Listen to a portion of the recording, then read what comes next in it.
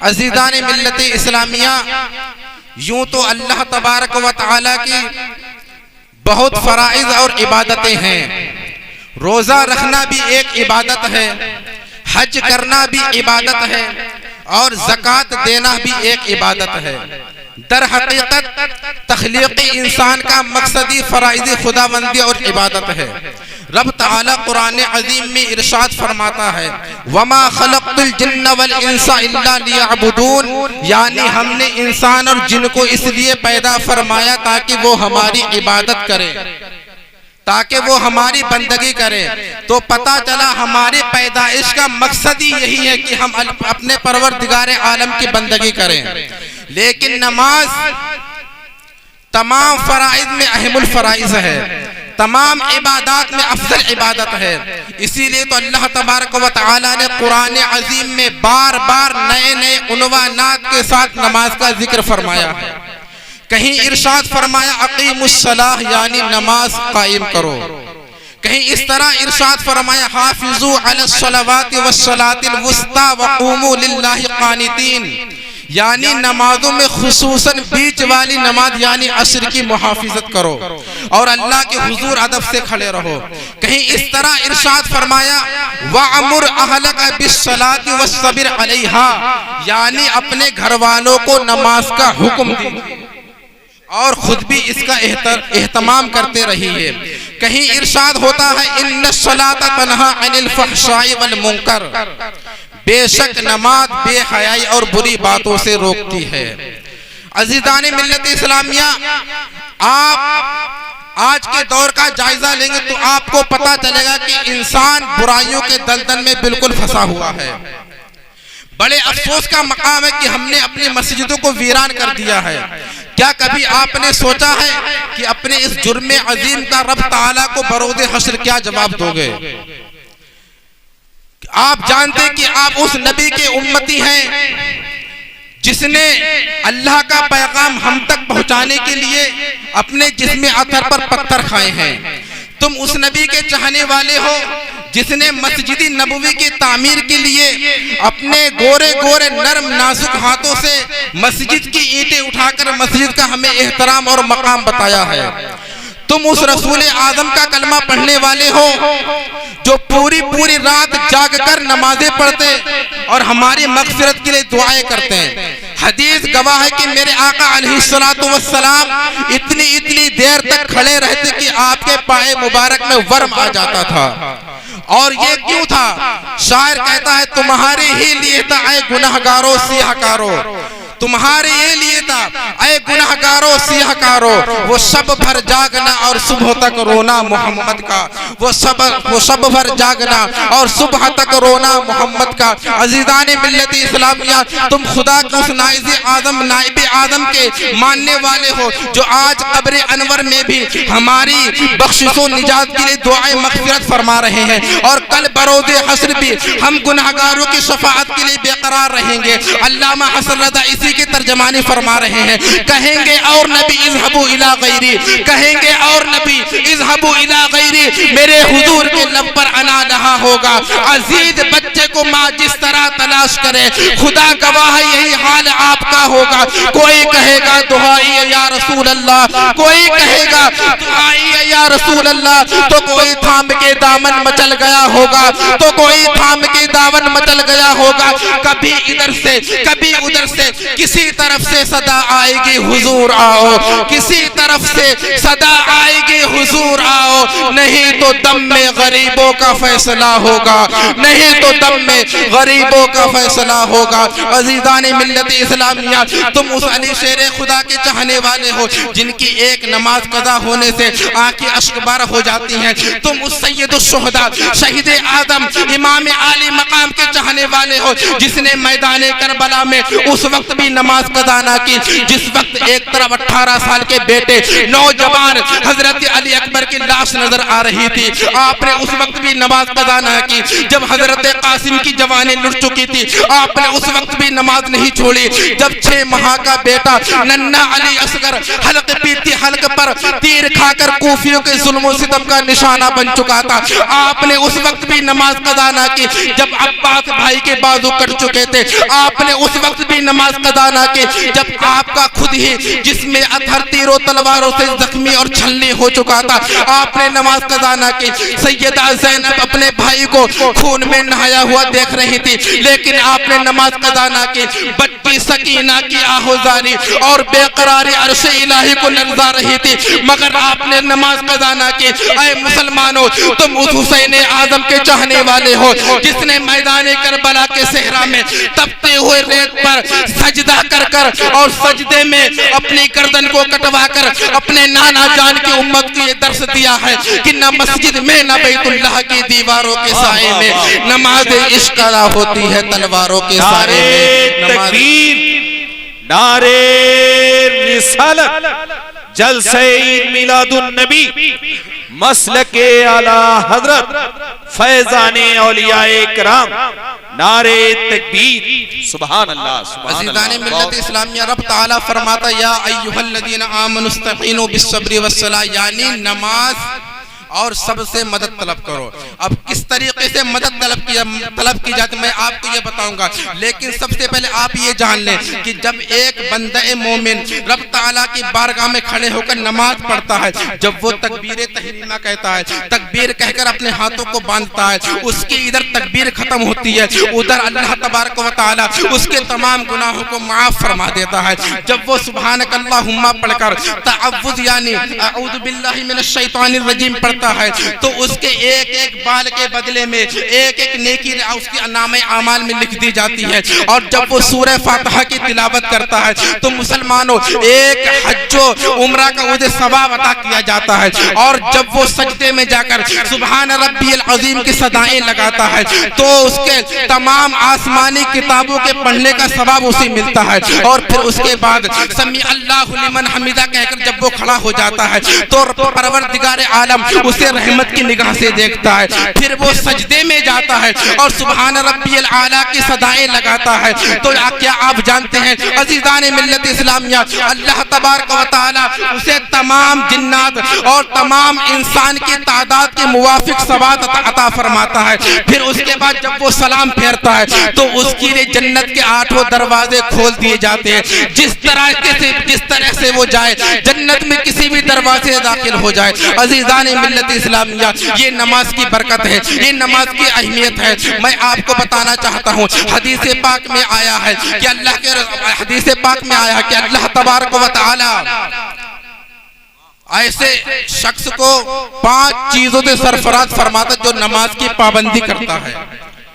پہلے اس سے تنگ دستی ختم کر دی جاتی ہے، دوسرے اسے عذاب قبر نہیں ہوگا، تیسرا وہ پل صراط پر بجلی کی طرح گزر جائے گا، چوتھا نامہ اعمال اس کے دائنے ہاتھ میں دیا جائے گا، اور پانچواں بلا حساب وہ جنت میں داخل کیا جائے گا۔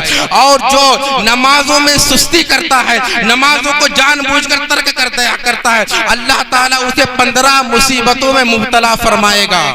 کتنی؟ 15 مصیبتوں میں، 5 دنیا میں۔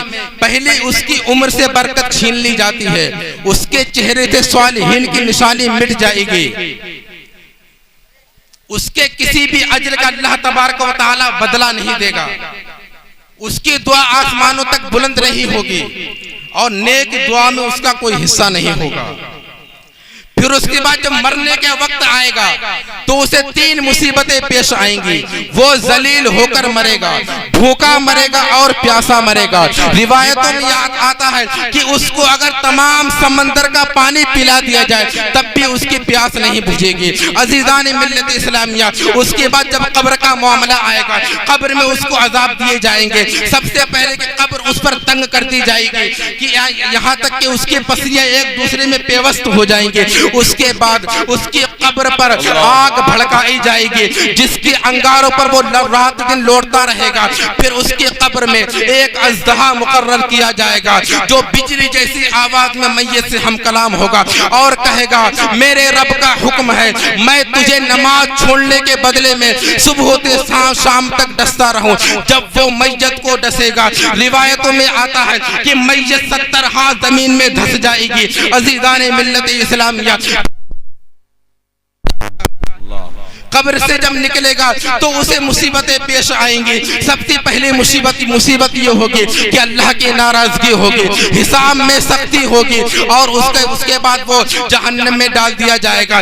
بعض روایتوں میں یہ بھی آتا ہے کہ جب وہ قیامت کے دن آئے گا اس کے چہرے پر 3 سطریں لکھی ہوں گی. پہلی سطر ہوگی اے اللہ کے حقوق ضائع کرنے والے. دوسری سطر ہوگی کہ جس طرح تو نے اللہ کے حقوق دنیا میں ضائع کیے اسی طرح تو آج اللہ کے رحمت سے نا امید ہوگا. ایک سطر ہوگی اے اللہ کی ناراضی کے لیے مخصوص.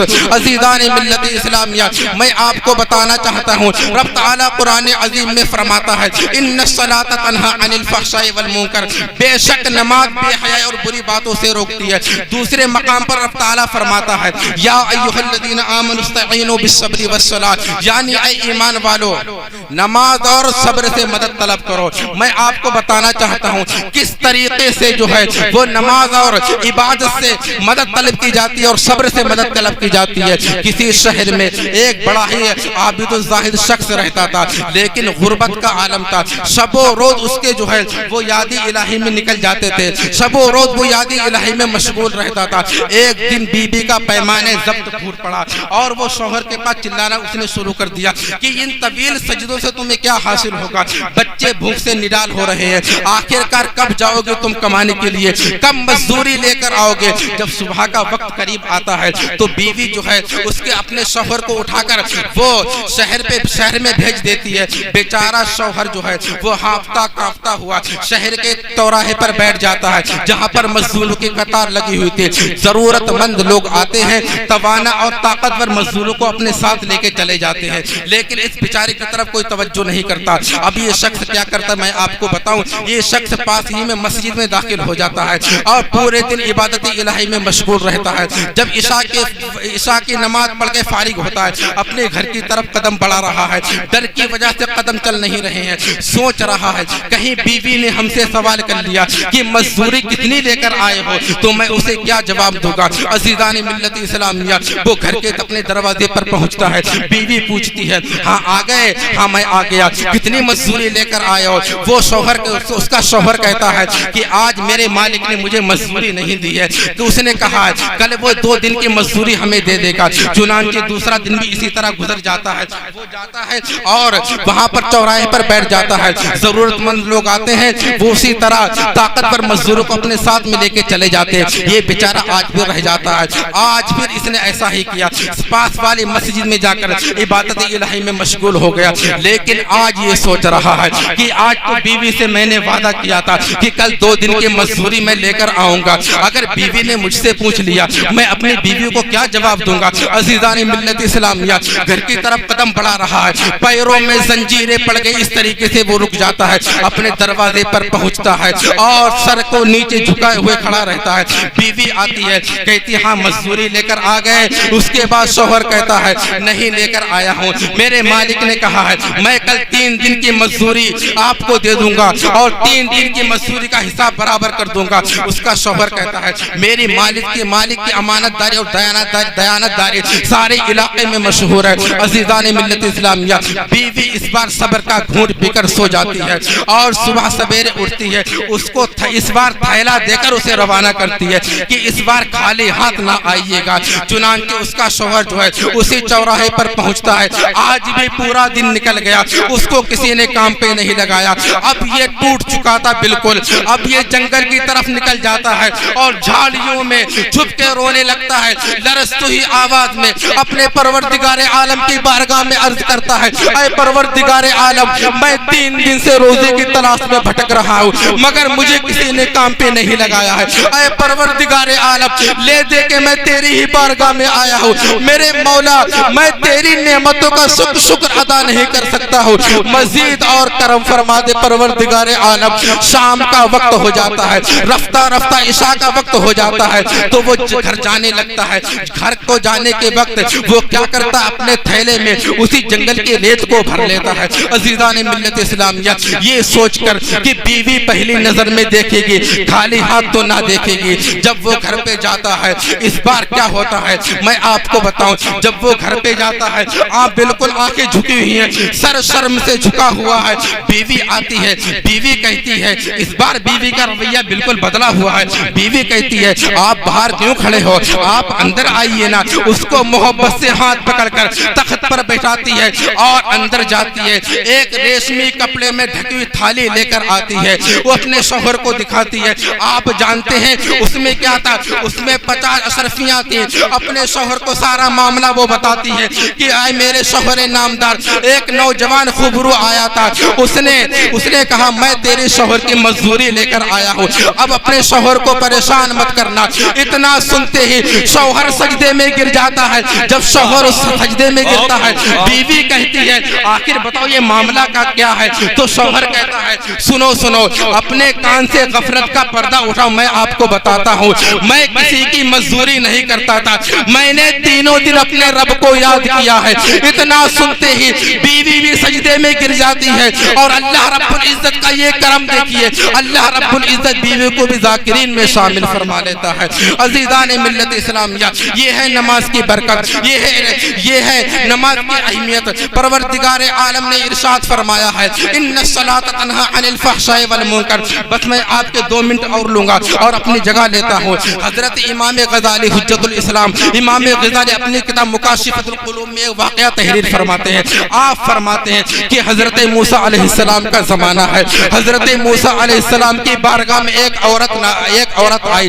وہ کہتی ہے اے اللہ کے نبی میں ہلاک ہو گئی, میں برباد ہو گئی, میرے لیے دعا فرما دیجئے. حضرت موسیٰ علیہ السلام نے کہا اے عورت تو نے کیا کیا یہ تو بتا. عورت کہتی ہے مجھ سے زنا ہو گیا ہے اور جو بچہ پیدا ہوا ہے میں نے اسے قتل کر دیا ہے. سب سے پہلے میں رک کر آپ کو یہاں پر ایک بات بتا دوں, زنا بہت بڑا گناہ ہے. قرآن پاک میں آیا ہے ولا تقربوا الزنا, یعنی زنا کے قریب نہ جاؤ.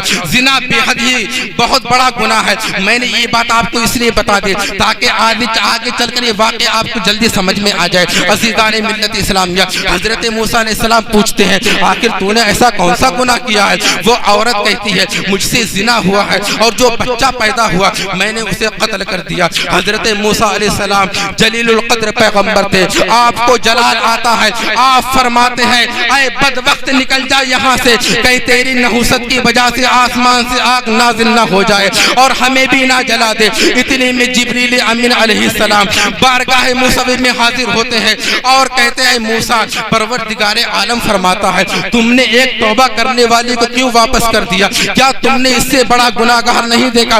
حضرت موسیٰ علیہ السلام پوچھتے ہیں اے جبریل یہ تو بتاؤ اس سے بڑا گناہگار کون ہو سکتا ہے. حضرت جبریل امین علیہ السلام کہتے ہیں اس سے بڑا گناہگار وہ ہے جو جان بوجھ کر نماز کو ترک کر دیتا ہے.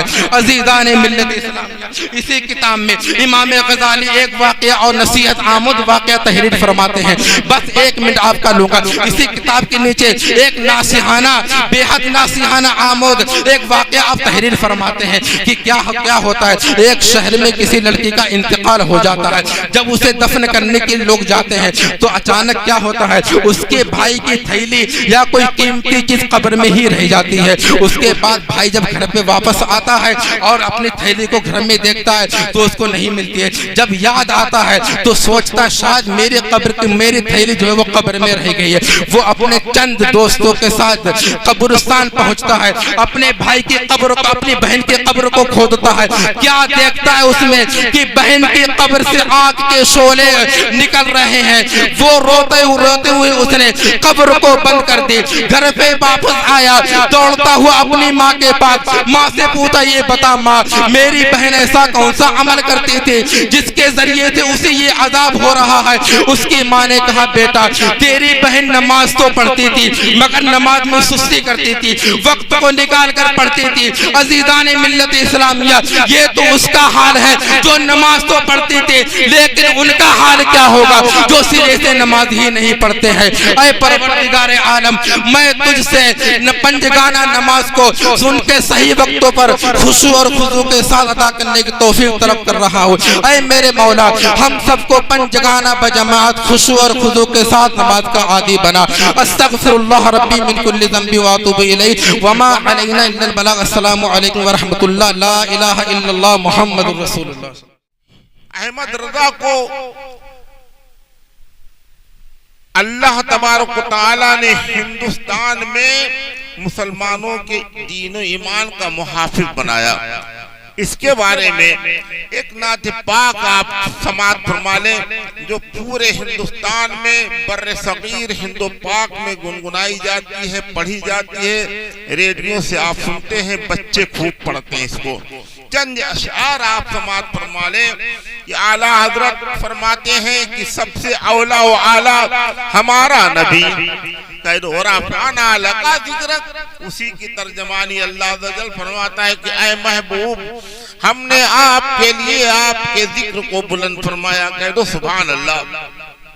اعلیٰ فرماتے ہیں کہ سب سے اولا و اعلیٰ ہمارا نبی، سب سے بالا و والا ہمارا نبی، اپنے مولا کا پیارا ہمارا نبی، دونوں عالم کا دولہا ہمارا نبی، اپنے مولا کا پیارا ہمارا نبی، دونوں عالم کا دولہا ہمارا نبی۔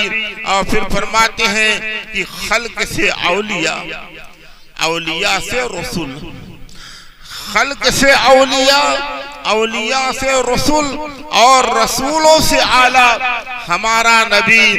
سارے اونچوں میں اونچا سمجھیے جسے، کائنات میں کون ہے جو سرکار سے اونچا ہو؟ سبحان اللہ۔ سارے اونچوں میں اونچا سمجھیے جسے، ہے اس اونچے سے اونچا ہمارا نبی، اور سارے اچھوں میں اچھا سمجھیے جسے، ہے اس اچھے سے اچھا ہمارا نبی۔ یہ شعر خاص طور پہ سماعت فرمائیے گا، سبحان اللہ، کہ کون دیتا ہے دینے کو منہ چاہیے، کون دیتا ہے دینے کو منہ چاہیے، دینے والا ہے سچا ہمارا نبی۔ نعرہ تکبیر، نعرہ رسالت، مفتی شکیل احمد صاحب قبلہ۔ کون دیتا ہے دینے کو منہ چاہیے، دینے والا ہے سچا ہمارا نبی۔ اور یہ شعر خاص طور پہ سماعت کیجئے گا کہ جن کے تلوؤں کا دھون ہے آب حیات، جن کے تلوؤں کا دھون ہے آب حیات، ہے وہ جانے مسیحا ہمارا نبی۔ جن کے تلوؤں کا دھون ہے آب حیات، ہے وہ جانے مسیحا ہمارا نبی۔ آپ ذرا سوچئے سبحان اللہ، جن کے تلوے کے دھون کا عالم ہے کہ آب حیات ٹھہرے تو ان کے جلوے کا عالم کیا ہوگا؟ عزیزان ملت اسلامیہ، میں نے قرآن مجید فرقان حمید کی جس آیت کریمہ کی تلاوت کی سعادت حاصل کی، فرمان باری تعالیٰ ہے قل ان کنتم تحبون اللہ فاتبعونی یحببکم اللہ۔ سبحان اللہ کہہ دو۔ اے محبوب آپ فرما دیجئے ان کنتم تحبون اللہ، اگر تم اللہ سے محبت کرتے ہو تو فاتبعونی، میری پیروی کر لو، یحببکم اللہ، اللہ تم کو اپنا محبوب بنا لے گا۔ کہہ دو سبحان اللہ۔ مقام محبوبیت پر فائز ہونے کا آرزو مند ہر ایک انسان ہے، ہر مسلمان ہے کہ اللہ ہم کو اپنا محبوب بنا لے، لیکن اللہ تعالیٰ محبوب اسی کو بنائے گا جو نبی کا پیروکار ہوگا اور نبی کے نقش قدم پر چلے گا، نبی کی اطاعت اور فرما برداری کرے گا۔ سبحان اللہ، اسی کو اللہ محبوب بنائے گا، ہم محبوب ہی نہیں بنائے گا بلکہ رب کائنات اس کے تمام گناہوں کو بخش دے گا، وَيَغْفِرْ لَكُمْ ذُنُوبَكُمْ، اور بخش دے گا تمہارے تمام तमाम गुनाहों को। हजरात, प्यारे नबी की मोहब्बत और इताअत एक मोमिन के लिए बेहद जरूरी है। और एक दो हदीस पाक आप तक पहुंचा दूं, उसके बाद अपनी गुफ्तगू में खत्म कर दूं। हज़रत मुफ्ती साहब क़िबला तशरीफ ला चुके हैं, उनका खिताब नायाब आप समाअत करेंगे। मैं तो सिर्फ एक पैगाम सरकार दो आलम सल्लल्लाहु तआला अलैहि वसल्लम की इताअत और मोहब्बत के ताल्लुक से आप तक पहुंचाना चाहता हूं। सुभान अल्लाह, वो जात कितनी अरफा वाला है, कैसी हसीन और जमील है, जिनकी पैरवी हमारे लिए बाइस निजात ठहरे। आला फरमाते हैं कि वो कमाले हुस्न हुजूर है कि गुमाने नक्श जहां नहीं। दो तीन शेर और समाअत फरमा ले आला हज़रत के कि वो कमाले हुस्न हुजूर है कि गुमाने नक्श जहां नहीं। यही फूल खार से दूर है, यही शम्मा है कि धुआं नहीं।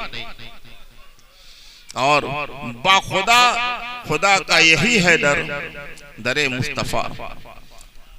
बाखुदा खुदा का यही है डर, और नहीं कोई मफर मकर जो वहां से हो यही आके हो, जो यहाँ नहीं तो वहां नहीं। मदीना के बाजार में बिक जाने वाला वो सिर्फ मदीना वाले की तारीफ करता है, किसी ताजदार की तारीफ नहीं करता। करूं मद है, यही तो पैगाम दिया आला हज़रत ने। फरमाते करूं मद है अहले दुवल रजा, पड़े इस बला में मेरी बला। मैं गदा हूं अपने करीम का, मेरा दीन पा रहे ना नहीं। मैं गदा हूं अपने करीम का, मेरा दीन पा रहे ना नहीं। सुभान अल्लाह। एक बार का वाक़या है, आप जरा तसव्वुर कीजिए, आंख बंद कीजिए और आलम तसव्वुर में मदीना मुनव्वरा पहुंच जाइए, जहां गुंबद खजरा है, जहां सुनहरी जालियां हैं, जहां शहंशाह दो आलम आराम फरमा है। सुभान अल्लाह, कितनी पाकीज़ा मुक़द्दस फ़ज़ा है वहां की। आज से 1450 साल पहले जब अल्लाह के नबी अपनी तमाम तर पैगम्बराना अज़मतों के साथ जलवा फरोश थे, सहाबे किराम मस्जिद नबवी में होते थे, सरकार भी जब जलवा फरोश पर होते थे तो सहाबे किराम का एक काम होता था कि प्यारे नबी के जलवों को देखते रहते थे। सुभान अल्लाह, उनके हुस्न का नजारा करते रहते थे। अल्लाह अकबर, सुभान अल्लाह। एक बार का वाक़या है कि एक मरतबा अल्लाह के हबीब सल्लल्लाहु तआला अलैहि वसल्लम मस्जिद नबवी के सहन में, मस्जिद नबवी के सहन में पाकीज़ा माहौल है। सहाबे किराम ने अल्लाह के महबूब को चारों तरफ इस तरह घेर रखा है जिस तरह 14वीं के चाँद को सितारे अपने घेरे में लिए होते हैं। सुभान अल्लाह। एक साहबी रसूल आते जिनका नाम जुल्खुवैसरा यमानी, बारगाह रिसालत में हाजिर होते हैं और अर्ज करते हैं, या रसूल अल्लाह मतस्सा, अल्लाह के रसूल कयामत कब आएगी? किस चीज के बारे में सवाल कर रहे हैं? कयामत के बारे में।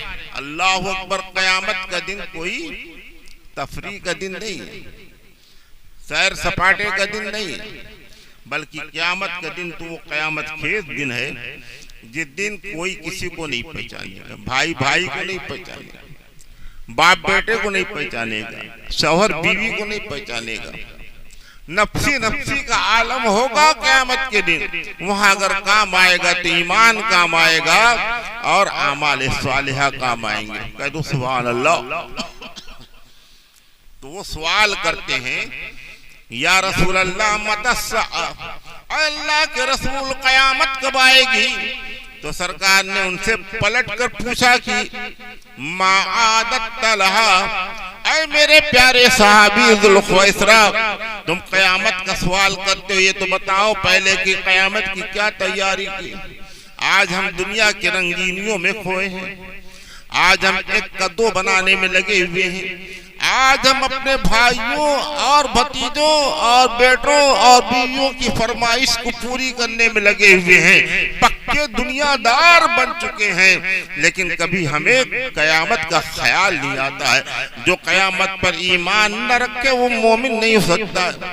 آپ ایمان مفصل پڑھیے، اس میں آتا ہے والیوم الآخر، اور قیامت کے دن پر میں ایمان لائے۔ کہتے ہو کہ نہیں کہتے ہو؟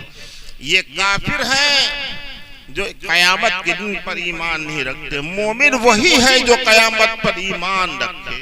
کہہ دو سبحان اللہ۔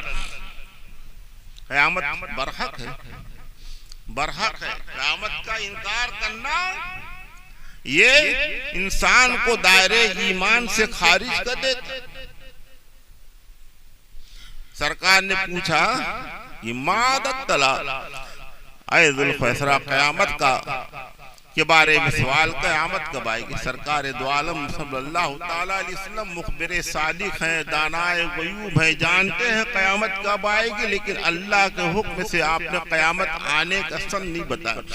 علامات قیامت بتا دی کہ قرب قیامت میں گانا باجا بہت ہوگا، کھیل تماشے بہت ہوں گے، اور ادنا لوگ بڑے بڑے محلوں میں ہوں گے، حکومت کر رہے ہوں گے، ننگے پاؤں چلنے والے وہ محلات میں قیمتی قالینوں کو روند رہے ہوں گے۔ آج دیکھ لیجئے کیا ہو رہا ہے۔ جو مل کے فاقنے والے تھے آج بڑے بڑے محلوں میں رہتے ہیں، حویلیوں میں رہتے ہیں، ایسو آرام کی زندگی گزار۔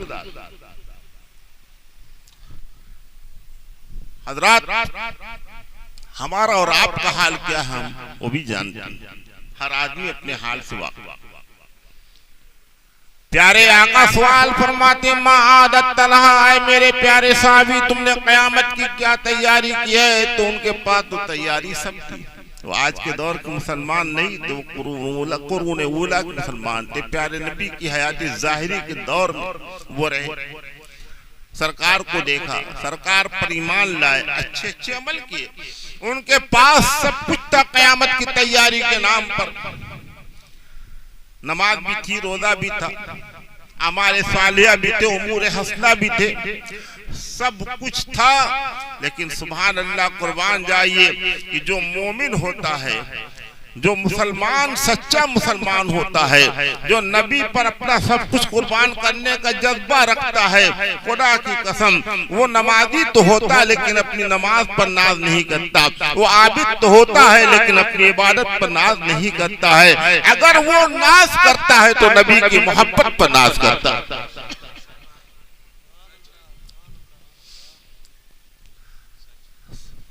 وہ صحابی رسول عرض کرتے ہیں یا رسول اللہ ما عادت لہا، میں نے قیامت کی کوئی تیاری نہیں کی ہے۔ کہہ دو سبحان اللہ۔ کیا فرماتے ہیں کہ میں نے قیامت کی کوئی تیاری نہیں کی ہے، الا انی احب اللہ ورسولہ، مگر یا رسول اللہ میں اللہ سے اور اللہ کے رسول سے محبت کرتا ہوں۔ سبحان اللہ۔ یعنی یا رسول اللہ میرا اگر کوئی سرمایہ آخرت ہے، میری آخرت کی کوئی پونجی ہے، قیامت کی کوئی تیاری ہے، تو صرف یہ کہ یا رسول اللہ میرے سینے میں آپ کی محبت ہے، یہی میری آخرت کا سرمایہ ہے۔ اسی لیے کسی صاحب دل نے کہا ہے بڑی پیاری بات کہ نہ طاعت پر، نہ تقوی پر، نہ زہد و اتقا پر ہے، وہ اور ہیں جو اپنے گھٹے پر ناز کرتے ہیں۔ کہہ دو سبحان اللہ۔ لیکن جو سنی صحیح العقیدہ مسلمان ہوتا ہے اپنے گھٹے پر ناز نہیں کرتا ہے بلکہ نبی کی محبت پر ناز کرتا ہے۔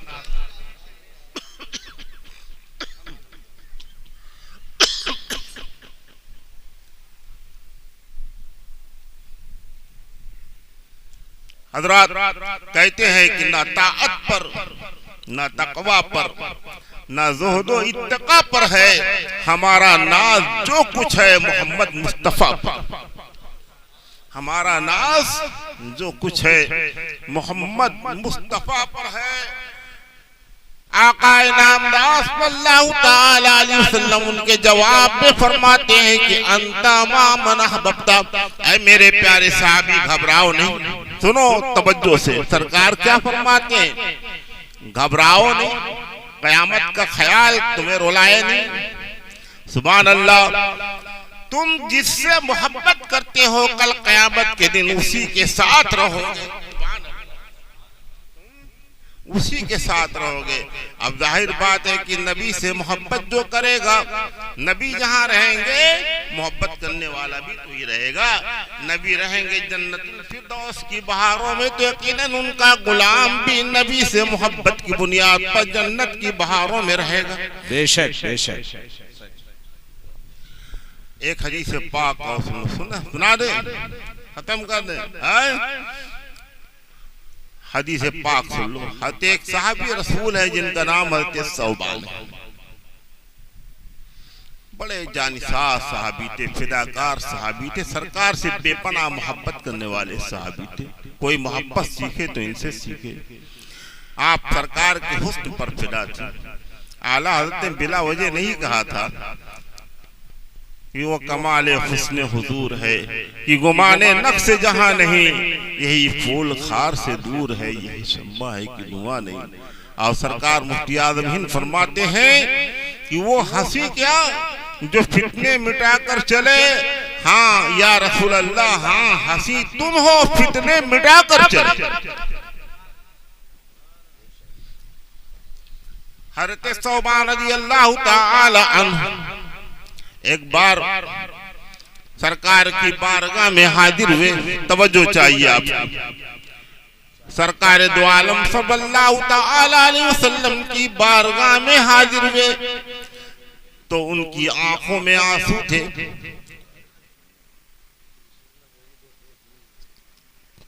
وہ آنسوؤں کے قطرات ان کے رخسار سے بہ رہے تھے. ان کی پیشانی پر تفکرات کے آثار تھے. غم و اندوہ کا لگتا تھا کہ پہاڑ ان کے اوپر ٹوٹ پڑا ہے. سرکار نے پوچھا، اے ثوبان، یہ کیا ماجرا ہے؟ میں کیا دیکھ رہا ہوں؟ یہ تمہارے ماتھے پر تفکرات کی لکیریں کیوں؟ یہ تمہاری آنکھوں میں آنسوؤں کے قطرات کیوں چمک رہے ہیں؟ یہ تمہارے اوپر غم و اندوہ کا پہاڑ کیوں ٹوٹا ہوا؟ کیا وجہ؟ اس سے پہلے تو کبھی تمہارا یہ انداز نہیں تھا. جب بھی آتے تھے تمہارے چہرے پہ ہنسی خوشی کے آثار ہوتے تھے، اطمینان و سکون کے حالات ہوا کرتے تھے تمہارے. لیکن آج یہ فکر کیوں، یہ رونا کیسا؟ سبحان اللہ. ثوبان فرماتی، یا رسول اللہ، ہم غلام جب آپ کو دیکھنے کی آرزو کرتے ہیں تو ہم کہیں بھی ہوتے ہیں، بازار میں ہوتے ہیں، کاروبار میں ہوتے ہیں، تجارت میں ہوتے ہیں، کھیتی باڑی کر رہے ہو. یا رسول اللہ، ہم سب کچھ چھوڑ کر آپ کی بارگاہ میں حاضر ہو جاتے ہیں. آپ کے جمال جہارا کو دیکھ لیتے ہیں، ہمارے دل بے قرار کو سکون و قرار مل جاتا ہے. سبحان اللہ. لیکن یا رسول اللہ، آج بیٹھے بٹھائے ایک خیال آ گیا. کہا وہ کیا؟ کہا یا رسول اللہ، آج خیال یہ آ گیا کہ کل قیامت کے دن یا رسول اللہ آپ نہ جانے کتنی عرفہ و اعلیٰ مقام میں ہوں گے، جنت الفردوس کے اعلیٰ ترین محل میں ہوں گے یا رسول اللہ.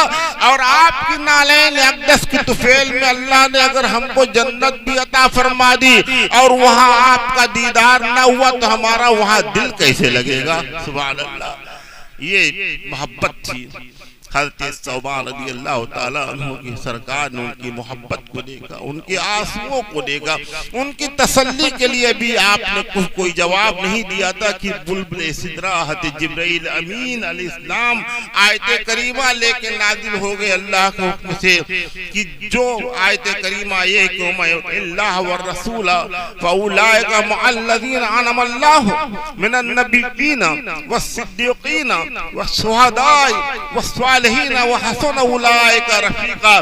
کہ جو انسان اللہ اس کے رسول کی اطاعت کرے گا تو یہ وہ انسان ان لوگوں کے ساتھ کل قیامت کے دن ہوگا جنہوں نے